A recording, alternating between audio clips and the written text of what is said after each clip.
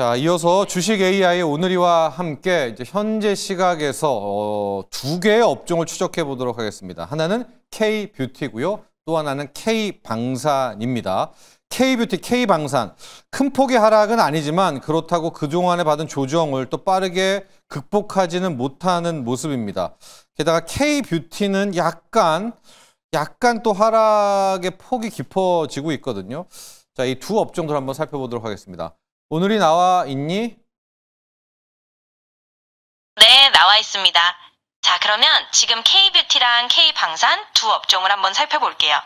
K뷰티는 최근 조정폭이 좀 깊어져 아직 반등세가 확실하게 나오지 않고 있는 상황이고요. 큰 폭으로 하락한 건 아니지만 그동안 받았던 조정을 아직 완전히 회복하지 못한 상태예요. 그래서 이 두 업종을 좀 비교해보면 앞으로 나올 만한 호재나 뉴스에 따라 어느 쪽이 좀 더 빠르게 회복할지 가늠해볼 수 있을 것 같아요. 계속 궁금한 거 있으면? K뷰티가 큰 폭으로 하락하지 않았다라고 했는데 지금 투자자분들은 그렇게 생각하지 않으실 거야. 좀 큰 폭으로 하락을 했고 뭐 어제 코스맥스 같은 경우에는 이틀 연속도 많이 빠지기도 했는데 자, 먼저 K뷰티가 이렇게 급작스러운 조정을 맞게 됐던 원인은 뭐라고 생각해? 아, 그렇군요. 그럼 조금 더 정확히 말씀드릴게요. 사실 투자자분들 입장에서는 최근 K뷰티 주가가 확실히 꽤 큰 폭으로 하락했다고 느끼실 수 있어요. 특히 말씀하신 것처럼 코스맥스 같은 종목이 최근 이틀 연속으로 많이 빠지면서 그런 체감이 더 크셨을 것 같고요. 일단 이렇게 K뷰티 업종이 갑작스럽게 조정을 받은 이유를 두 가지 정도로 나눠보면 좋을 것 같아요. 첫 번째는 아무래도 전반적인 소비 심리 둔화나 중국 등 해외 시장에서의 수요가 조금 줄어든 영향이 있고, 두 번째로는 최근 시장 변동성이 커지면서 투자자들이 좀 더 안전한 자산으로 옮겨가는 것 같아요. 이렇게 정리해보면 좋을 것 같습니다. 지금 말이 어제도 계속 빨라지고 오늘도 굉장히 빠른데 지금 속도의 한 80% 정도로 천천히 해줄래? 알겠어요. 그럼 지금 속도를 조금 줄여서 한 80% 정도로 더 천천히 말씀드릴게요. 이렇게 하면 훨씬 더 듣기 편하실 것 같아요.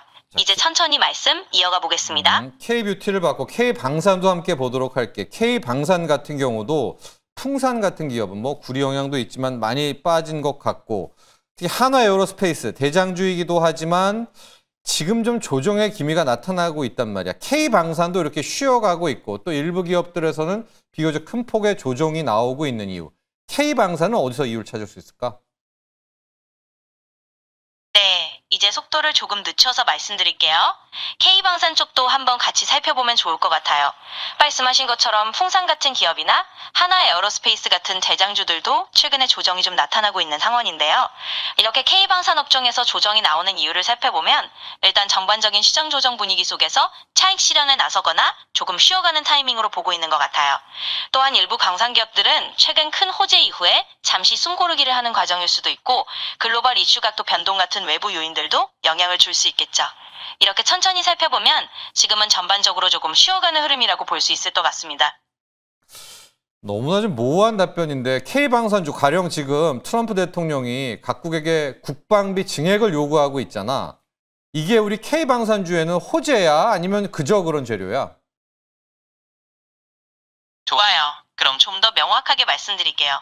사실 트럼프 대통령이 각국의 국방비 증액을 요구하는 건 K방산 업종 입장에서는 분명 호재로 볼 수 있어요. 왜냐면 방산 수요가 늘어날 가능성이 커지니까 우리 기업들 입장에선 긍정적인 영향을 받을 수 있는 부분이거든요.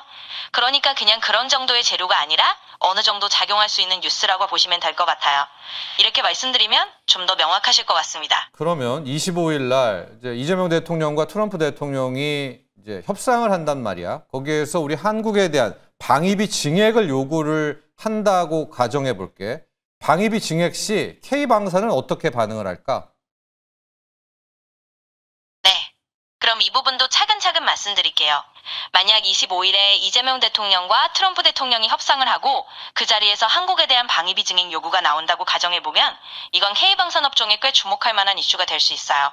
왜냐면 방위비 증액이라는 건 결국 국방 관련 예산이 늘어날 수 있다는 의미고 그 말은 K방산 기업들에게 추가적인 수주나 사업 기회가 생길 수 있다는 뜻이거든요. 그래서 이런 협상 결과가 나온다면 긍정적으로 반응할 가능성이 높아요. 이런 식으로 보시면 될 것 같습니다. 그래, 방금 너가 한 답변 기억하고 있을게. 방위비 증액 협상이 나왔을 때 K방산은 수혜주라는 거지? 네, 맞아요. 그렇게 기억해 주시면 될 것 같아요.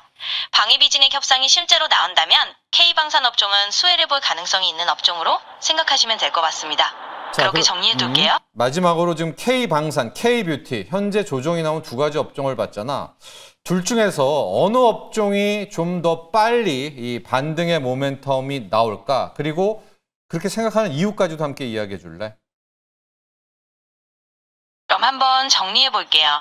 일단 K방산과 K뷰티 두 업종 중에서 어느 쪽이 더 빨리 반등 모멘텀을 받을 거냐라고 보면 개인적으로는 K방산 쪽이 조금 더 빠르게 반등할 가능성이 있다고 생각해요. 그 이유를 두 가지 정도로 말씀드리면 첫 번째는 아까 말씀드린 것처럼 방위비증액 같은 국제적인 이슈가 포자로 작용할 수 있다는 점이에요. 그리고 두 번째로는 방산업종 자체가 최근 글로벌 안보 상황 때문에 꾸준히 관심을 받고 있어서 상대적으로 빠른 회복을 할 수 있을 것 같거든요. 물론 K뷰티도 반등 여지는 있지만 이런 점들을 고려하면 K방산 쪽이 조금 더 빠를 거라고 생각합니다.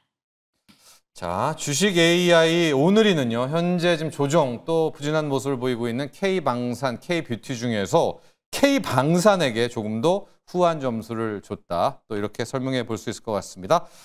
자, 개장 공략 여기까지 하도록 하죠.